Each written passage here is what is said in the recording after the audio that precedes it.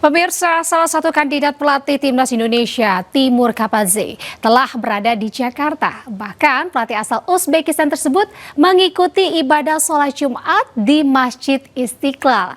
Kedatangan Kapadze ke Indonesia ini ramai diperbincangkan supporter Garuda karena ia menjadi kandidat kuat mengisi kursi pelatih Timnas Indonesia.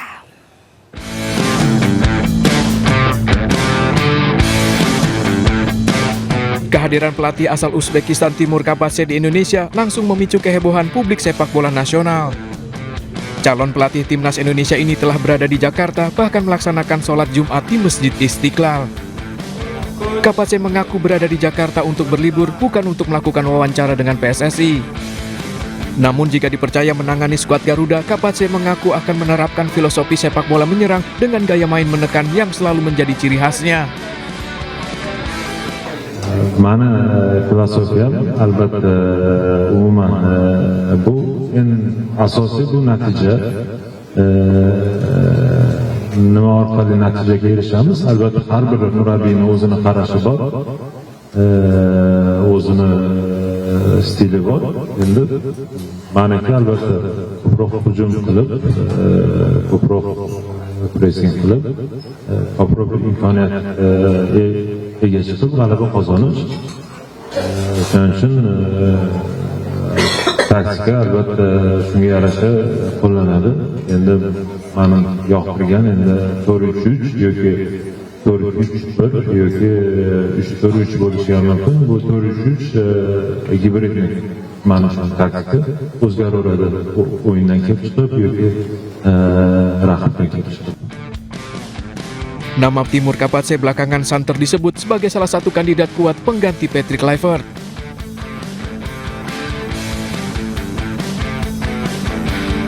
Timur Kapadze memiliki rekam jejak yang cukup panjang di dunia kepelatihan baik di klub maupun tim nasional. Kapadze mulai menjadi pelatih sementara Timnas Uzbekistan pada Juni 2018, lalu pada Januari 2025 Kapadze diangkat menjadi pelatih kepala Timnas senior Uzbekistan.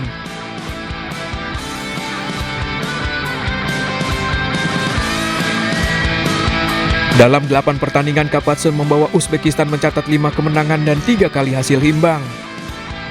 4 laga diantaranya merupakan kualifikasi Piala Dunia. Kapadze pun sukses membawa Uzbekistan lolos untuk pertama kalinya ke pesta sepak bola dunia.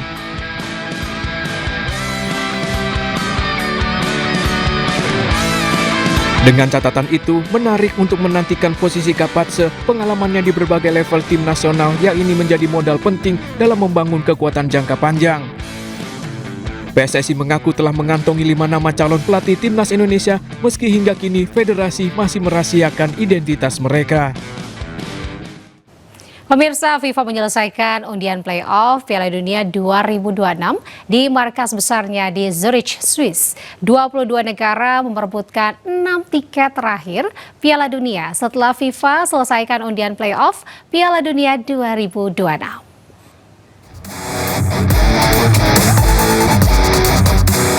FIFA telah menuntaskan undian playoff Piala Dunia 2026 yang berlangsung di markas besarnya di Zurich, Swiss. Ada 2 fase undian, yakni untuk playoff Eropa dan antar benua atau antar konfederasi. Playoff antar benua terdapat 6 negara. Irak dan Republik Demokratik Kongo langsung melaju ke final karena memiliki peringkat FIFA yang lebih baik. Republik Demokratik Kongo menunggu hasil pertandingan Kaledonia Baru melawan Jamaika, sementara Irak menunggu hasil laga Bolivia menghadapi Suriname. Ada 2 tiket Piala Dunia 2026 untuk playoff antar benua. Sementara di zona UEFA, terdapat 12 negara runner-up dari babak kualifikasi fase grup dan 4 negara yang lolos dari UEFA Nation League. 16 negara ini akan dibagi 4 jalur, di mana masing-masing jalur berhak meraih tiket Piala Dunia 2026. Semifinal playoff Eropa dijadwalkan 26 Maret 2026, sementara final digelar 31 Maret 2026. Untuk playoff antar konfederasi, seluruh laga juga berlangsung pada Maret 2026. Kita tunggu 6 negara terakhir yang akan lolos Piala Dunia 2026 pada Maret mendatang.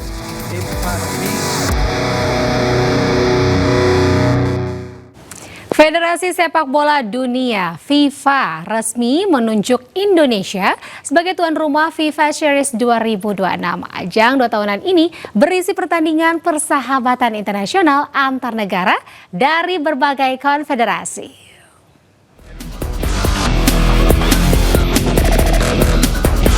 FIFA resmi menunjuk Indonesia sebagai tuan rumah FIFA Series 2026, ajang 2 tahunan berisi pertandingan persahabatan internasional antar negara dari berbagai konfederasi. Turnamen ini pertama kali digelar tahun 2004 lalu, dirancang untuk membuka kesempatan kompetitif bagi tim-tim nasional di luar zona mereka. FIFA Series 2026 akan berlangsung pada jendela pertandingan internasional Maret dan April mendatang. Indonesia mendapat kepercayaan untuk menggelar pertandingan sektor putra. Turnamen ini mempertemukan tim nasional dari lintas konfederasi dalam format laga persahabatan tanpa menambah jumlah pertandingan dalam kalender FIFA. Format turnamen ini dirancang untuk memperluas pengalaman bertanding negara-negara yang jarang bertemu di level internasional. Ketua Umum PSSI Erick Thohir menilai kesempatan ini sangat penting bagi perkembangan sepak bola nasional. Selain Indonesia, FIFA juga menunjuk Australia, Azerbaijan, Kazakhstan, Mauritius, Puerto Rico, Rwanda, dan Uzbekistan juga sebagai tuan rumah sektor putra. Sementara untuk sektor putri, FIFA Series akan memulai debutnya di Brazil, Pantai Gading, dan Thailand.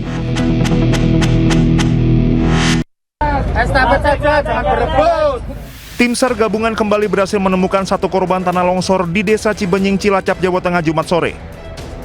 Korban yang ditemukan pada hari ke-9 operasi pencarian adalah seorang balita berusia 3 tahun. Korban diketahui bernama Fatin Ayu Rengganis. Jenazah korban ditemukan tertimbun material tanah di kedalaman sekitar 8 meter. Kepala Basarnas Cilacap, M. Abdullah menjelaskan jenazah korban ditemukan terseret longsoran tanah hingga sejauh 70 meter dari lokasi rumah tinggal korban. Penemuan ini berada di perbatasan antara titik B1 dan B2 area pencarian.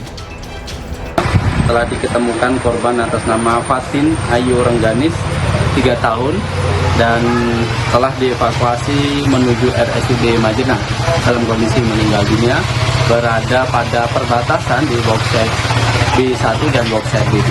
Untuk saat ini korban yang masih belum diketemukan adalah 2 itu terbagi pada 2 boxset, 1 di boxset A1 dan 1 korban lagi berada di boxset B1.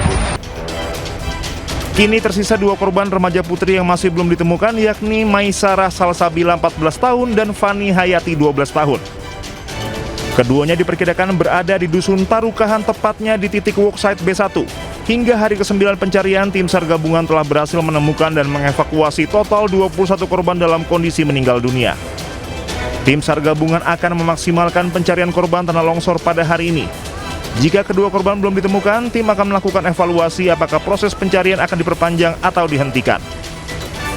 Dari Cilacap, Jawa Tengah, Heri Susanto, iNews melaporkan.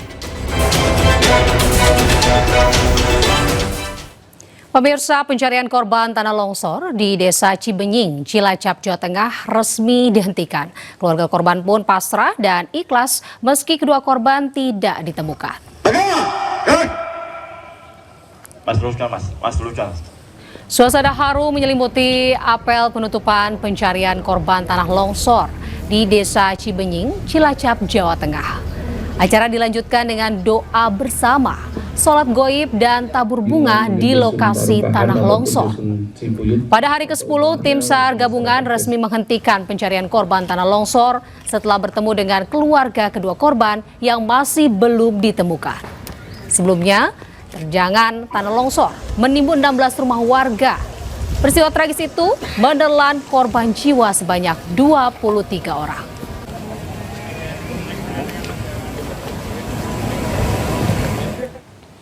Sebuah balai desa di Kabupaten Pasuruan, Jawa Timur rusak usai disambar petir. Sejumlah emak-emak kerja bakti membersihkan reruntuhan material di pendopo balai desa. Beldek, acur mumur. Acur. Seperti inilah kondisi pendopo Balai Desa Tunggul Wulung, Kecamatan Pandaan, Kabupaten Pasuruan, Jawa Timur setelah tersambar petir. Atap genting, rontok, dan plafon terbuat dari bambu jebol akibat kerasnya sambaran petir. Bahkan wifi dan kabel listrik jebol. Menurut perangkat desa, ada 5 sambaran petir cukup keras dan yang paling terakhir menyambar atap genting pendopo balai desa. Beruntung tidak ada korban jiwa dalam kejadian ini karena kondisinya sepi. Petirnya ini keras gitu maksudnya? Keras sekali. Keras. Bukan 1 kali, hampir 5 kali. 5 kali lah. Iya, langsung nyambar balai desa ini, Pak? Langsung nyambar balai desa. Ini kejadiannya. Iya. Tapi beruntungnya itu tidak ada perangkat dan warga. Kemudian biasanya ini banyak kegiatan anak TK, anak PAUD. Kemudian itu hari Jumat, jam 10 sudah nggak ada.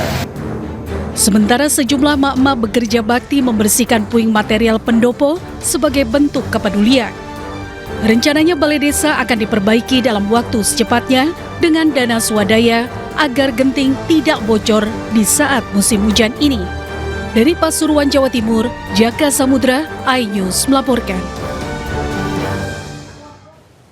Pemirsa, polisi tangkap 4 tersangka dalam kasus kebakaran kediaman Hakim Tindak Pidana Korupsi Pengadilan Negeri Medan, Sumatera Utara. Dalam pembakaran merupakan mantan sopir korban.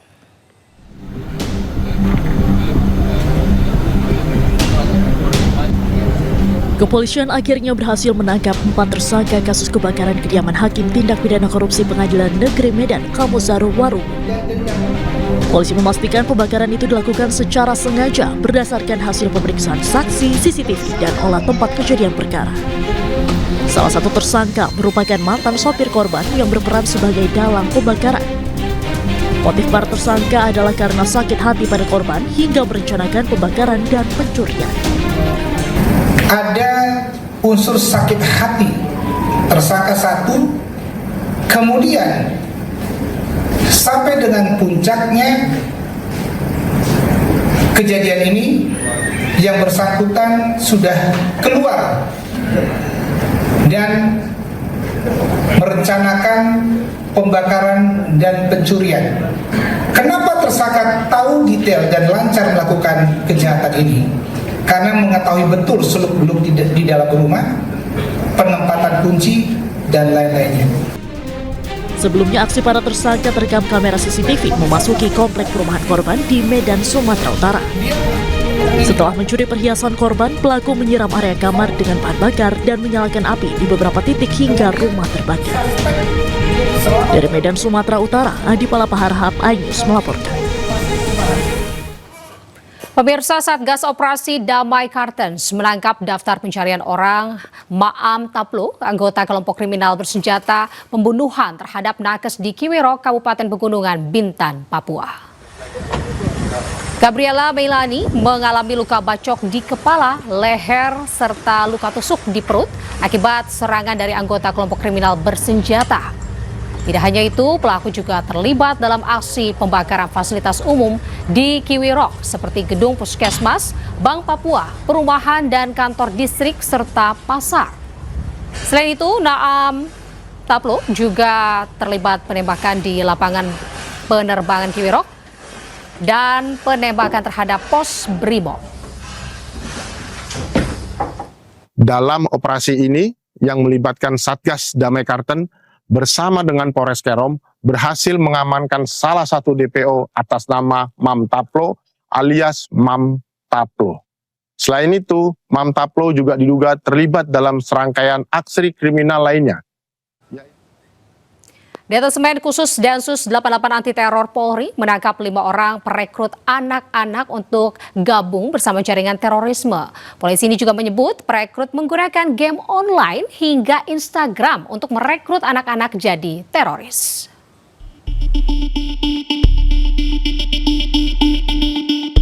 Detasemen Khusus Densus 88 Anti Teror Polri mengungkapkan kasus perekrutan anak-anak ke dalam kelompok terorisme. Sebanyak 5 orang berhasil ditangkap Densus 88 dan 1 diantaranya merupakan residivis.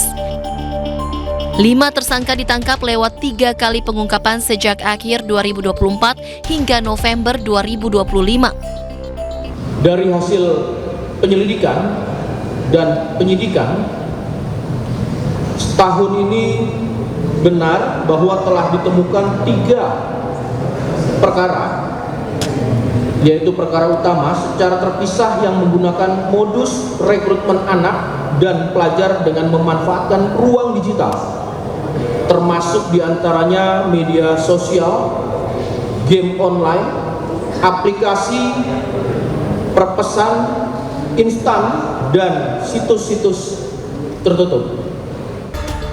Sementara itu, terdapat lebih dari 110 anak dan pelajar teridentifikasi perekrutan oleh para tersangka. Dari Jakarta, Danandaya Arya Putra, iNews melaporkan. Ada kembali di iNews Malam pemirsa, banjir lahar dingin melanda aliran sungai Gunung Semeru di Lumajang, Jawa Timur. Banjir lahar terjadi karena intensitas hujan yang tinggi berakibat pada naiknya debit air.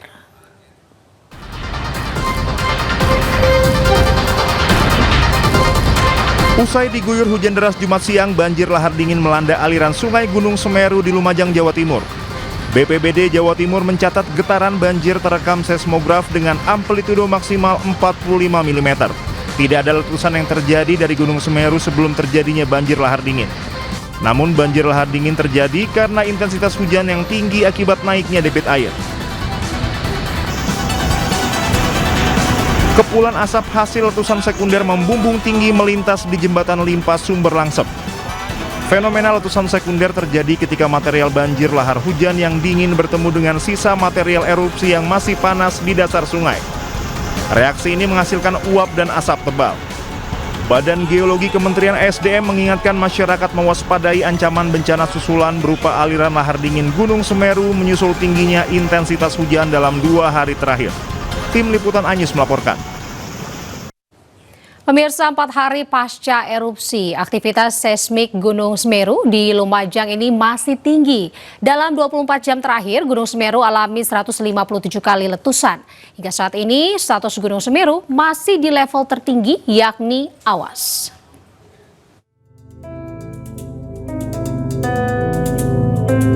Letusan Gunung Semeru terekam kamera pengawas di Desa Oro-Oro Ombo, Kecamatan Pronojiwo, Lumajang, Jawa Timur.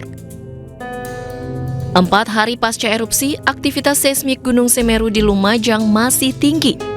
Awan panas masih bermunculan dari kawah Gunung Semeru bersamaan dengan letusan. Dari data pos pengamatan Gunung Api Semeru dalam 24 jam terakhir, terjadi 157 gempa letusan, 17 kali gempa guguran, dan 19 kali gempa hembusan. Gunung Semeru pada saat ini masih dalam fase erupsi berkelanjutan, di mana aktivitasnya masih tinggi. Di sini masih terekam gempa-gempa letusan. Setelah kemarin masih terjadi awan panas, akan tetapi durasinya relatif pendek. Kemudian lahar juga terjadi dikarenakan pada saat ini terjadi hujan dan yang mengakibatkan membawa material-material hasil erupsi dan menjadi lahar di sungai-sungai yang berhulu di puncak di Gunung Semeru.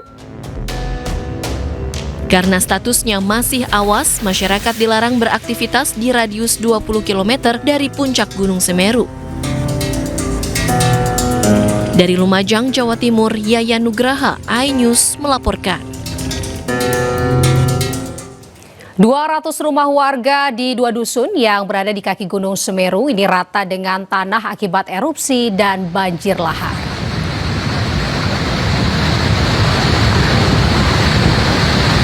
...645 warga masih bertahan di lokasi pengungsian hingga saat ini.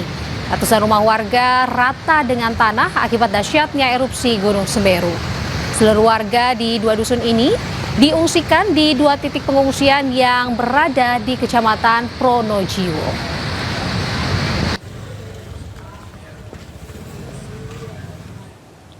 4 hari berada di pengungsian, sejumlah pengungsi lansia mulai keluhkan berbagai penyakit. Total ada 84 lansia yang bertahan di 2 titik lokasi pengungsian. Sementara seorang ibu hamil mengeluhkan belum mendapatkan suplemen ibu hamil selama di pengungsian. Pasca erupsi Gunung Semeru, sebanyak 645 warga masih bertahan di titik lokasi. tepatnya di SMP 2 Pronojiwo dan SDN 4 Supit Urang di Kecamatan Pronojiwo, Lumajang, Jawa Timur. Dari total 645 pengungsi, terdapat 84 lansia mulai terserang berbagai penyakit, mulai dari demam hingga mengeluhkan nyeri badan. Selain lansia yang masuk kelompok rentan, salah seorang pengungsi yang ada di SDN 4 Supit Urang dalam kondisi hamil muda. Ibu muda ini keluhkan belum mendapatkan suplemen untuk ibu hamil selama berada di pengungsian.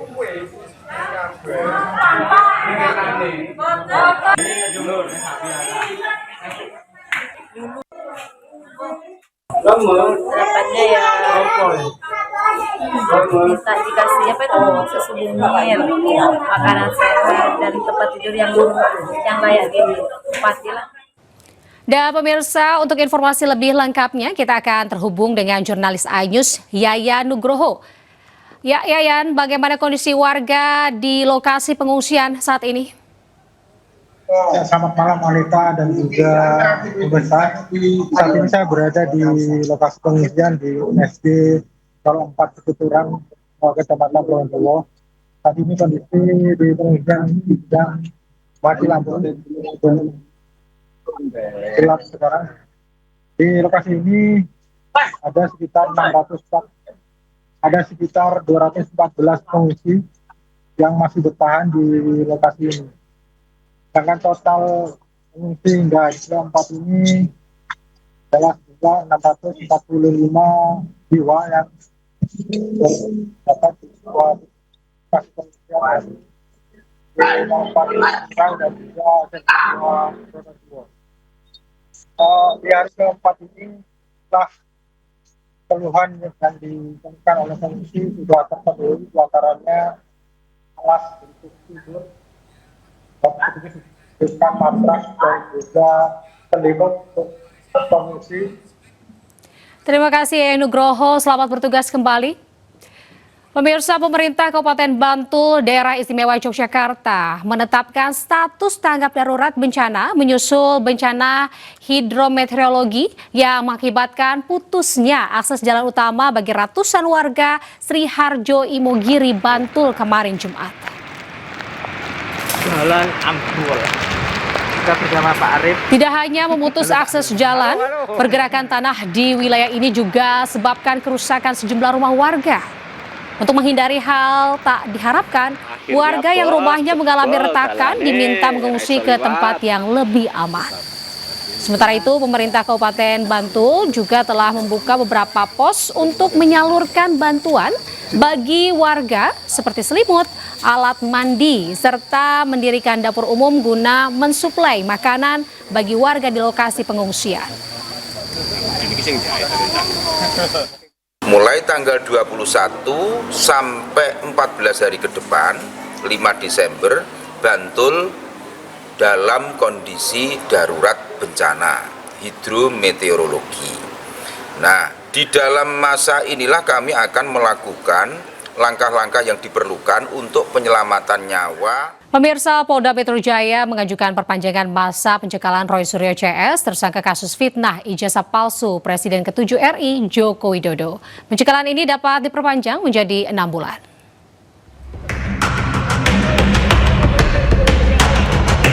Pencekalan terhadap Roy Suryo CS ke luar negeri dalam kasus tudingan ijazah palsu Presiden ke-7 Republik Indonesia berlaku selama 20 hari.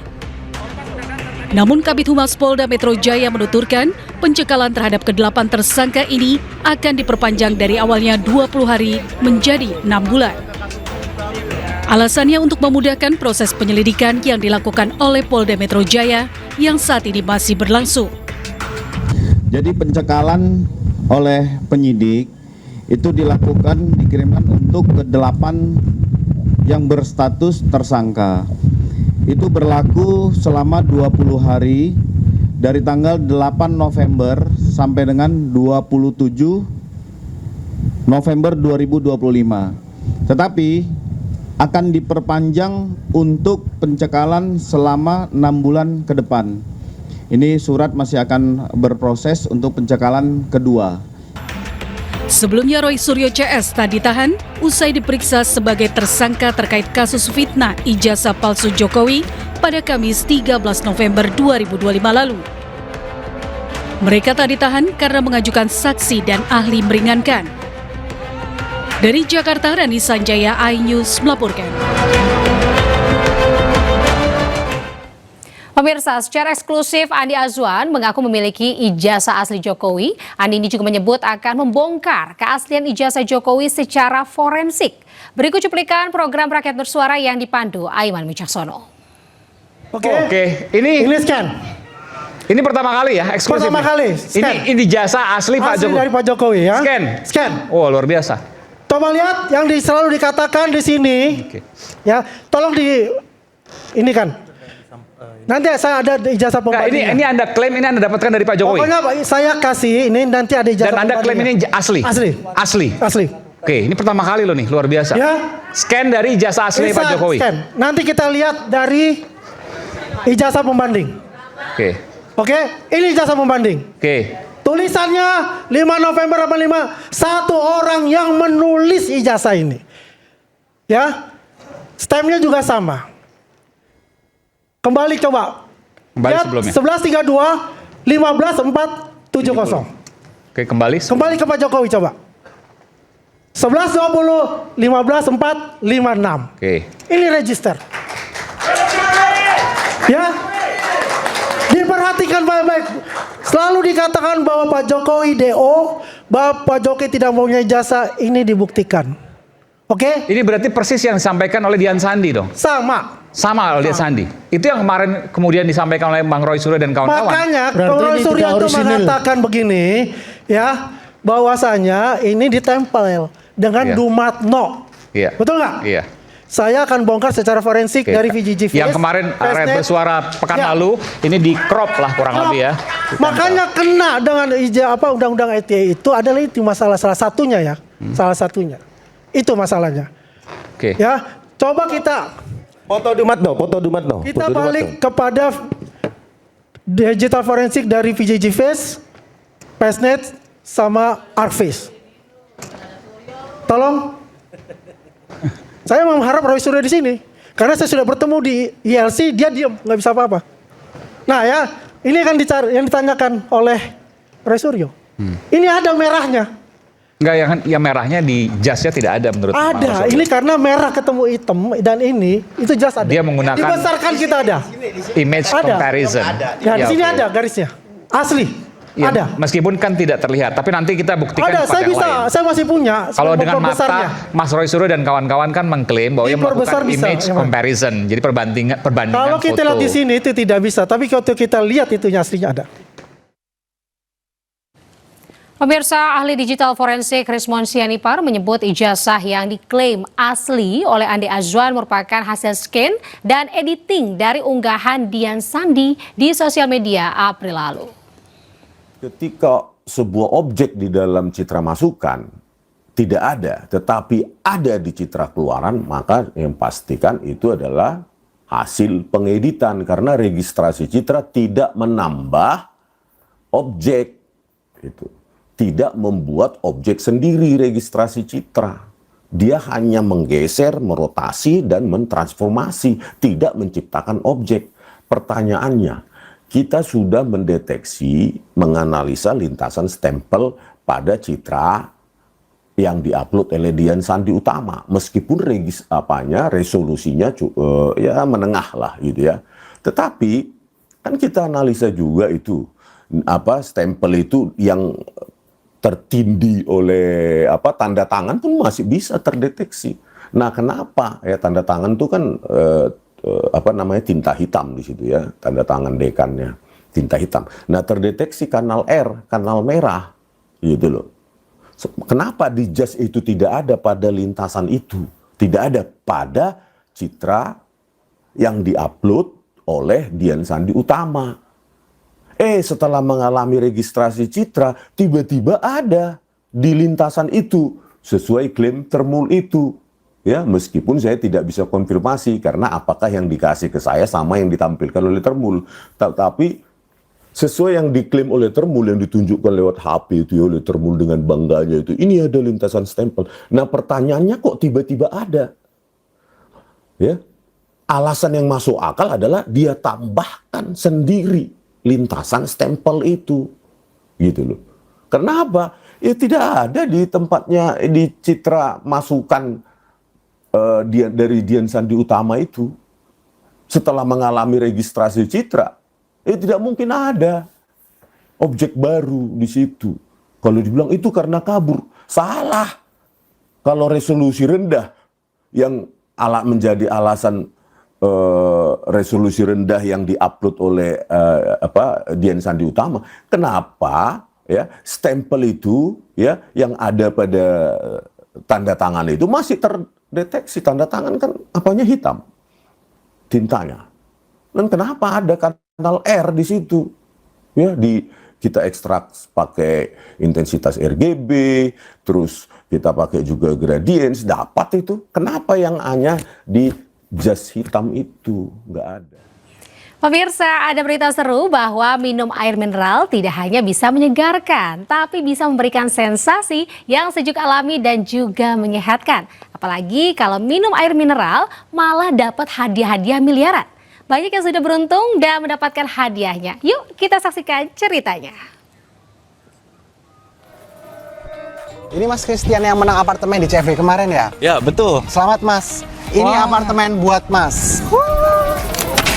Jujur kaget sih, nggak tahu ya, ternyata dapat grand prize apartemen, langsung shock aja gitu, kayak nggak expect, cuman niatnya lari tiba-tiba dapat apartemen, kan nggak ada nyangka gitu. Kalau aku rasanya lebih sejuk dan juga lebih alami. Keluarga nggak ada yang percaya awalnya. Masa sih Bang beli aku itu dapat apartemen? Bohong kali. Nama saya Christian, saat ini umur 27 tahun, dan untuk tempat tinggal sekarang saya tinggal di rumah orang tua. Mungkin suatu saat bisa nih beli apartemen atau enggak cari-cari apartemen yang dekat-dekat. Untuk pekerjaan saat ini saya sebagai karyawan swasta. Kira-kira Mas Kris mau langsung ke tempatnya kapan? Mungkin kalau udah menikah kali ya. Cek tutup botol, temukan kode unik dan dapatkan hadiah miliaran dari Aqua. Thank you Aqua. Kita ke informasi lain, pemirsa. Pengendara sepeda motor yang melintas di Jalan Raya Serang, Kecamatan Cikupa, Kabupaten Tangerang, Banten, Sabtu pagi terjaring operasi Zebra Maung 2025. Satuan Lalu Lintas Polresta Tangerang ini seorang pelajar menyaris menangis saat diberhentikan polisi. Karena keselamatan adalah yang utama. Jangan terlalu ngebut. Satuan Lalu Lintas Polresta Tangerang menggelar operasi Zebra Maung 2025 di Jalan Raya Serang, Kecamatan Cikupa, Kabupaten Tangerang, Banten, Sabtu pagi.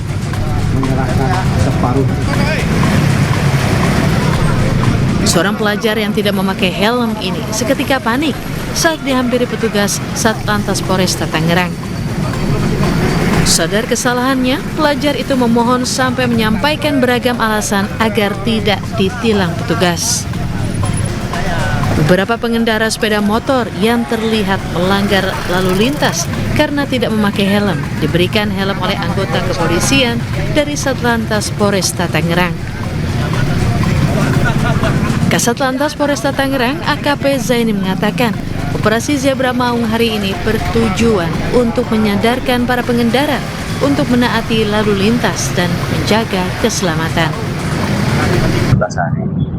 Jadi untuk hitung dari tanggal 17 November kemarin kita sudah melaksanakan beberapa kegiatan berkaitan dengan operasi Zebra, antara lain himbauan, penyuluhan, dan hari ini kami melaksanakan kampanye kegiatan sosialisasi dan himbauan juga di beberapa titik yang ada di wilayah hukum Polresta Tangerang.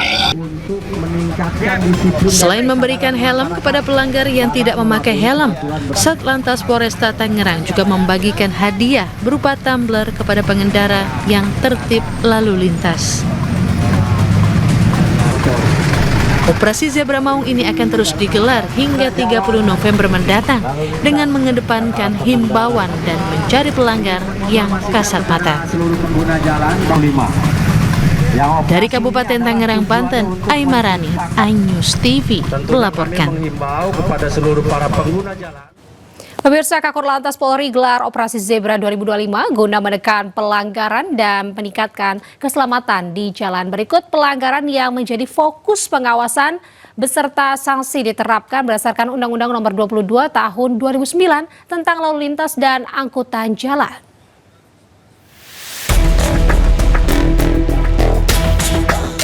Pertama, tidak pakai sabuk keselamatan. Dikenakan denda Rp250.000 atau kurungan 2 bulan sesuai pasal 289. 2. Tidak pakai helm SNI. Dikenakan denda Rp250.000 atau kurungan 1 bulan sesuai pasal 291 ayat 1. Lalu 3. Melanggar lampu lalu lintas. Dikenakan denda Rp500.000 atau kurungan 2 bulan sesuai pasal 287 ayat 2. 4. Pelanggaran tata cara pemuat angkutan barang. Dikenakan denda Rp500.000 atau kurungan 2 bulan sesuai pasal 307. Kemudian 5. Melanggar rambu atau marka jalan. Dikenakan denda Rp500.000 atau kurungan 2 bulan sesuai pasal 287 ayat 1. 6. Menggunakan ponsel saat berkendara. Dikenakan denda Rp750.000 atau kurungan 3 bulan sesuai pasal 283. 7. Balap liar. Dikenakan denda Rp250.000 atau kurungan 1 bulan sesuai pasal 285 ayat 1. Dan 8. Kendaraan tidak laik jalan. Dikenakan denda Rp250.000 atau kurungan 1 bulan sesuai pasal 285 ayat 1.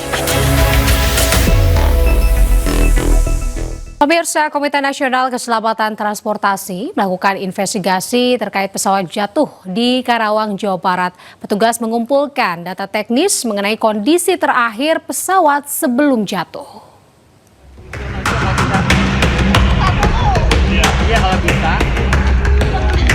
Komite Nasional Keselamatan Transportasi KNKT menyelidiki jatuhnya pesawat komersial GA Airfan dengan nomor registrasi PKWMP di area persawahan Desa Kertawaluya, Kecamatan Tirta Mulia, Karawang, Jawa Barat.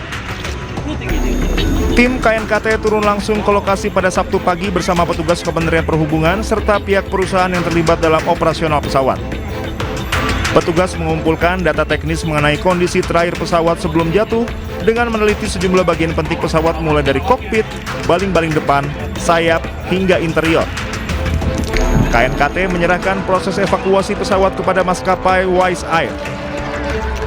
Manajer Pelayanan dan Keselamatan Wise Air, Agus Nugraha, menyampaikan evakuasi pesawat belum bisa dipastikan waktunya karena masih menunggu hasil pemeriksaan lanjutan dari pihak asuransi dan otoritas terkait.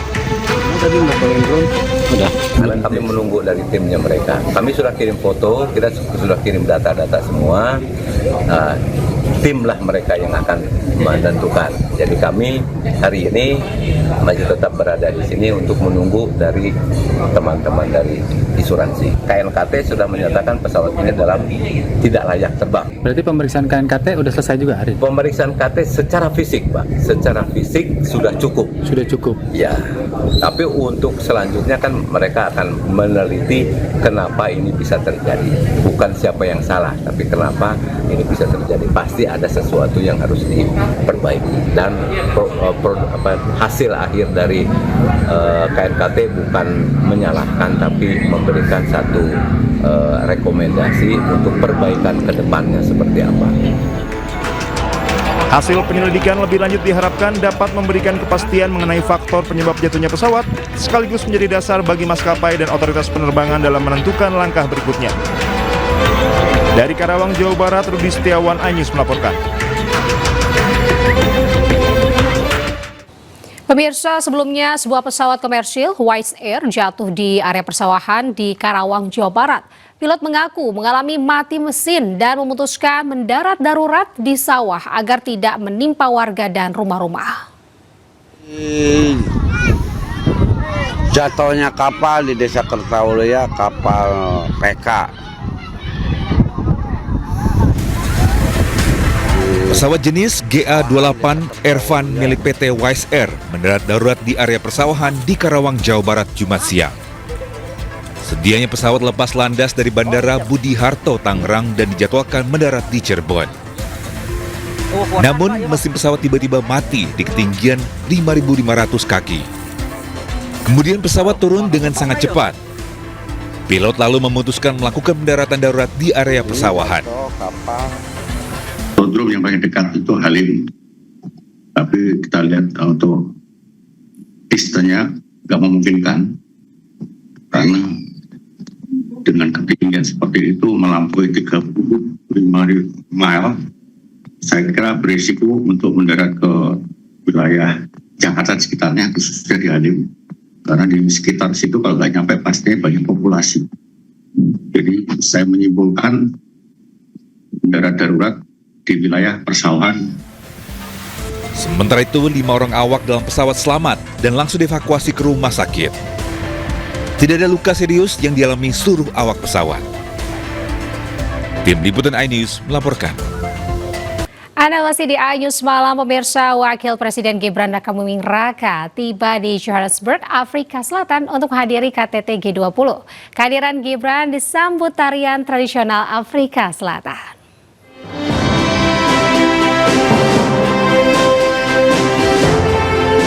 Wakil Presiden Gibran Rakabuming Raka tiba di Bandara Internasional OR Tambo, Johannesburg, Afrika Selatan, Jumat kemarin waktu setempat.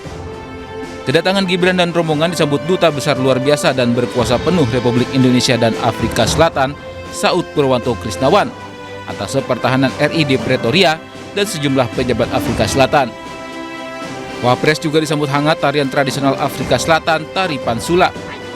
Tarian yang dikenal dengan gerakan kaki cepat dan presisi ini menjadi simbol identitas daerah perkotaan Afsel.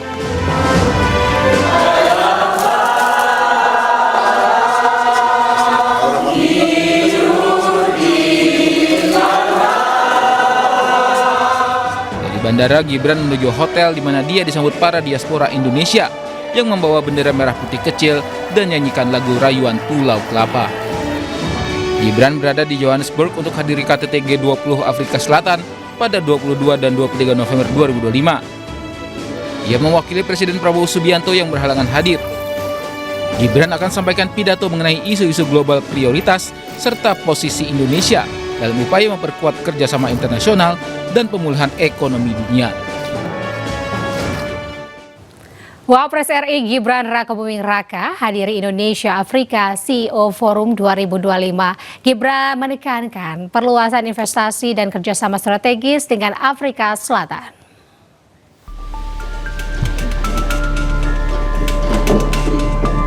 Wakil Presiden RI Gibran Rakabuming Raka menghadiri Indonesia Afrika CEO Forum 2025. Gibran menyampaikan pidatonya mewakili Presiden Prabowo Subianto. Wapres menyampaikan salam hangat dari Presiden Prabowo serta menegaskan komitmen kuat pemerintah Indonesia untuk memperluas kolaborasi strategis dengan negara-negara Afrika. Hubungan Indonesia-Afrika Selatan sendiri memiliki fondasi historis kuat sejak konferensi Asia-Afrika 1955. This is a huge step to strengthen our relationship and our commitment to expand collaboration with Africa remains very strong. With collaboration, the emerging economies can shape the future. Global growth must not only be strong, but also fair and inclusive. The visit of President Ramaphosa a few weeks ago to Indonesia reflects deep cooperation between the two countries. Both presidents agreed to have visa-free entry. So I think this is a good news for all of you. No more visa. And also to push trade and investment on agriculture and energy.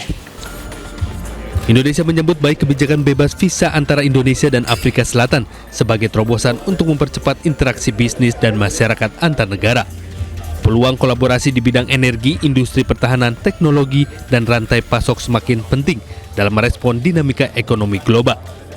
Tim Liputan iNews melaporkan.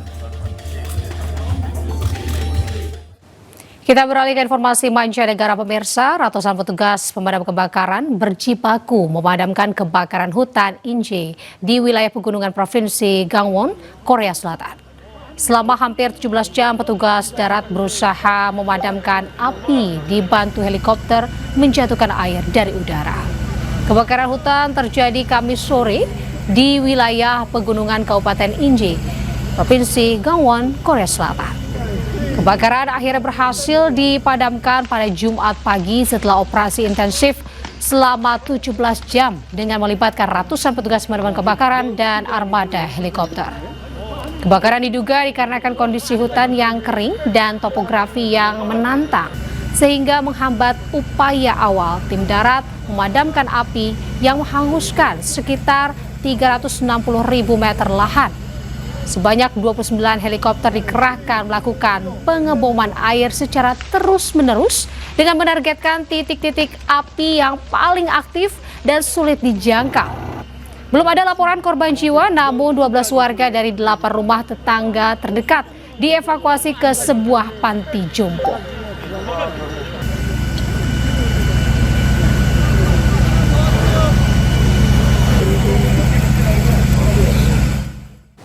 Sementara itu, sebuah pesawat militer terjatuh di acara Dubai Air Show di Dubai, Uni Emirat Arab. Nahas pilot pesawat tersebut dilaporkan meninggal dunia, tidak sempat menyelamatkan diri.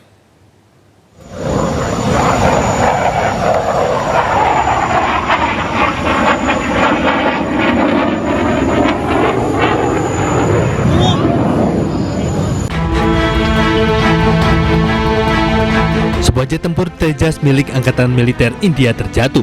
Kecelakaan ini terjadi saat pesawat sedang beratraksi di gelaran Dubai Air Show di Dubai, Uni Emirat Arab. Keterangan dari saksi mata di lokasi, pesawat sempat berputar rendah sebelum jatuh dan terbakar di dekat lokasi pertunjukan. Bola api pun terlihat dan kepulan asap hitam membumbung tinggi. Ratusan orang yang menonton langsung terkejut dan petugas di lapangan pun panik. Dilaporkan pilot pesawat tewas di lokasi. Sejak Dubai Air Show digelar pada tahun 1986, kejadian ini diyakini merupakan kecelakaan pertama dalam sejarah pertunjukan udara tersebut. Petugas pun akan menginvestigasi penyebab jatuhnya pesawat.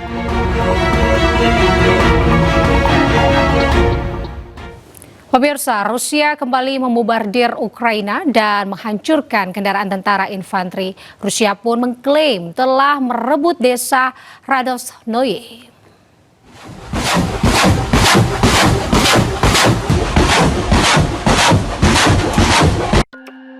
Sebuah rekaman memperlihatkan peluncur roket Rusia dan drone menghantam kendaraan dan infanteri Ukraina.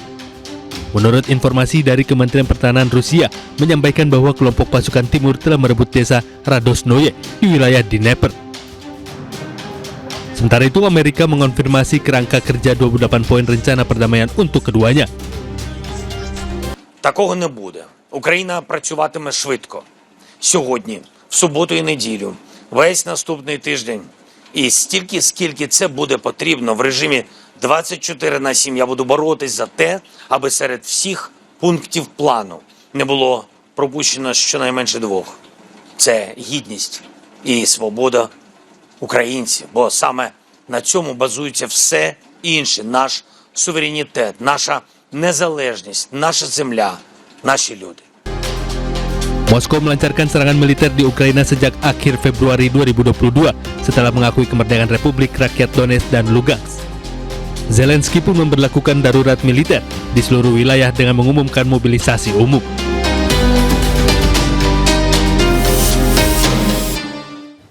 Pemirsa, ada berita seru bahwa minum air mineral tidak hanya bisa menyegarkan, tapi bisa memberikan sensasi yang sejuk alami dan juga menyehatkan. Apalagi kalau minum air mineral malah dapat hadiah-hadiah miliaran. Banyak yang sudah beruntung dan mendapatkan hadiahnya. Yuk kita saksikan ceritanya. Ini Mas Christian yang menang apartemen di CV kemarin ya? Ya, betul. Selamat Mas. Ini apartemen buat Mas.